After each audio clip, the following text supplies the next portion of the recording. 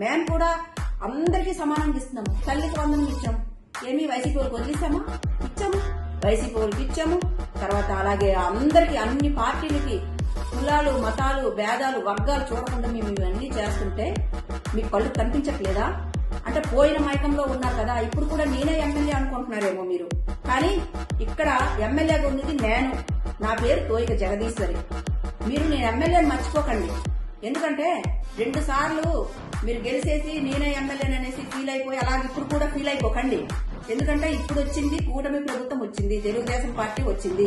ఎందుకంటే ప్రతి ఒక్కరికి సేవ చేయడానికే కూటమి ప్రభుత్వం ముందుకు పోతుంది.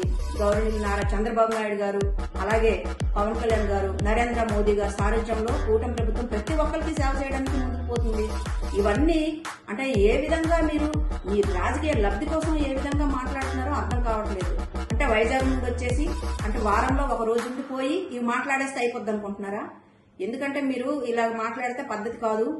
ప్రతి ఒక్కరు కూడా గమనిస్తున్నారు. కురుపం నియోజకవర్గ ప్రజలందరూ కూడా మిమ్మల్ని వద్దు అనుకున్నారు, మిమ్మల్ని ఓడించారు. అది మర్చిపోకండి. ఎందుకంటే ఈరోజు చూసుకుంటే ప్రతి ఒక్కరు కూడా అమ్మయ్య పుష్పశ్రీవని పోయింది అని చెప్పేసి అంత హ్యాపీగా ఉన్నారంటే అంత హ్యాపీగా ఉన్నారు.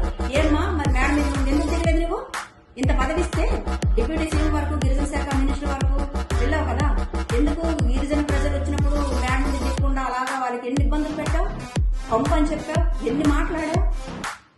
గిరిజన ప్రజలకి ఎన్ని మాటలు ఇచ్చేసేసుకుని వాళ్ళకి బయట నిల్చోబెట్టిన రోజులు లేవా? చెట్ల కింద, పుట్ల కింద అన్నిట్లో కూర్చొని పాపం వాళ్ళు నీ కోసం చూసి చూసి అలిసిపోయి విసుగు చెంది ఎంతవరకు వాళ్ళు ఉండలేక బయటకు వచ్చేసిన పరిస్థితి కూడా ఉంది.